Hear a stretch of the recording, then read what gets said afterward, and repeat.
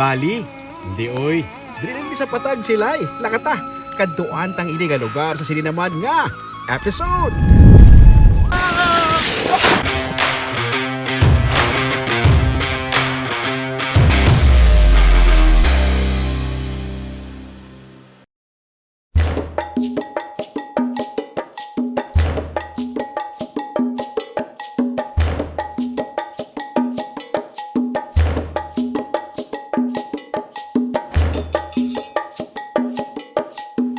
Bali-inspired ang tawag sang iban sa sininga lugar. Sa unang nga tulok, pensaron mo nga mala Bali, Indonesia ang designs and cottages. Pero kung himutaran mo na, kag ba istorya ang sa likod sa sininga mga disenyo, diri mo mahangpan nga Negros inspired ang ininga viewing deck. Para sa akon, hideout ang ininga lugar nga nagaatubang sa Northern Negros Natural Park.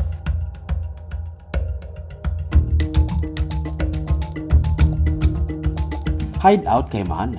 Number 1, wala signal.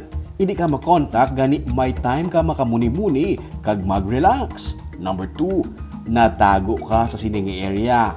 Malayo sa kagahod sa mga motorsiklo kag salakyan. Gani makapahuway ka makadali gikan sa masako mo nga pangabuhi.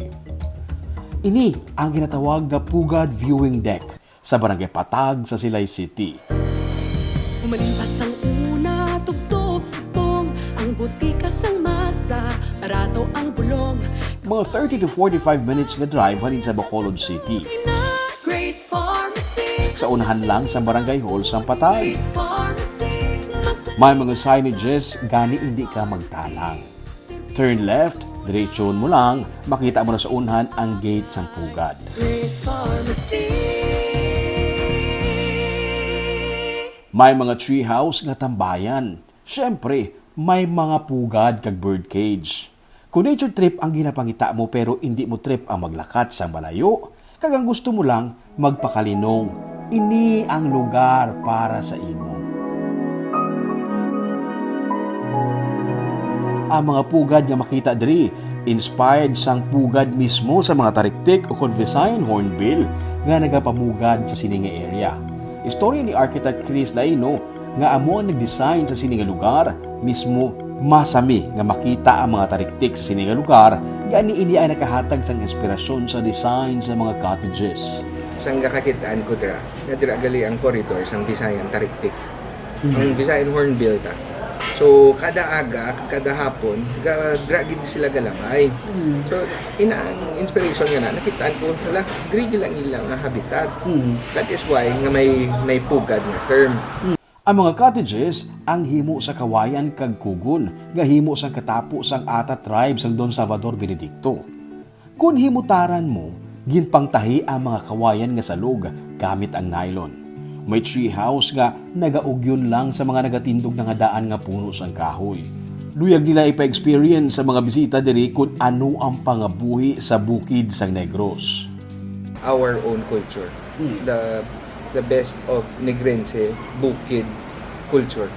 So what do we have there na ara ang aton? So may ara ta Bisaya nga manok, ang tambo tada, linutek tada. Ang ang tinig ang gintig ang sa dapog kag masimhutan mo ang tinig ang daw may aso-aso gamay ara sa dahon saging. So amo nang gusto ta ipa-experience sa aton bisita nga ina mabalik ang ilang nga paglantaw nga kanami bili isang pagkaon sa bukid ba. Pati ang mga pagkaon nga ginaserve, pagkaon man sa bukid. Aga pa kami, gani ipamahaw ang amon gintalawan. Kape kag hot choco, parisan sang suman kag butong nga himo mismo sang mga residente man diri sa Patag. Nagakapi-kapi ka kag nagakaon samtang amo sini ang palibot mo.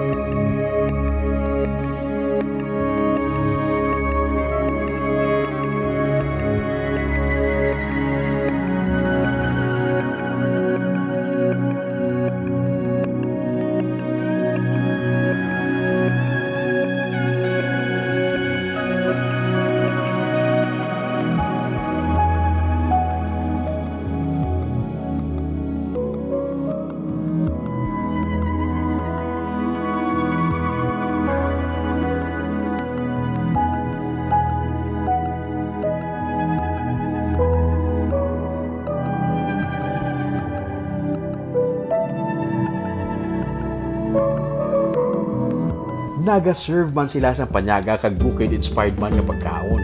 May bisaya nga manok, tambo kag iban pa. Sa unahan, mayara sang do viewing deck nga kubo, overlooking sa manipis nga waterfall. Diri mo maapresyar ang katahom sang palibot. May mga oras nga naga-fog sa area.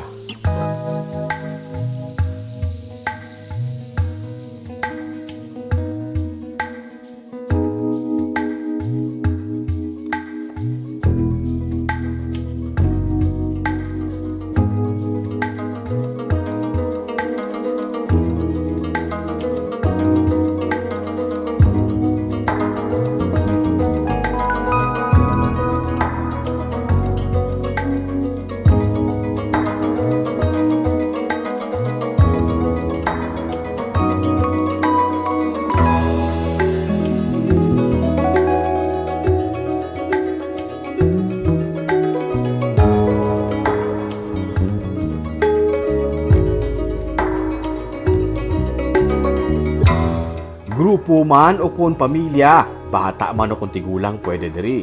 Gina-encourage ang magkadto diri nga magpabook anay kag magpa-reserve, hindi nila abiluyag nga ma-overcrowded ang lugar para sulit ang experience sa mga nagabiyahe padulong diri. Pwede lang mag-message kag mag-inquire sa rates sa ilang Facebook page.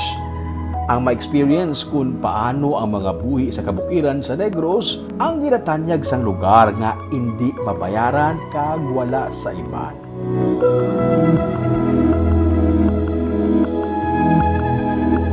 Diri sa Barangay Patag, hindi ka mawanaan sa matahong nga view. Matugnaw sa gihapon ang klima bangod, madamo sa gihapon sa puno sang kahoy sa palibot kag padayon nga ginahalungan.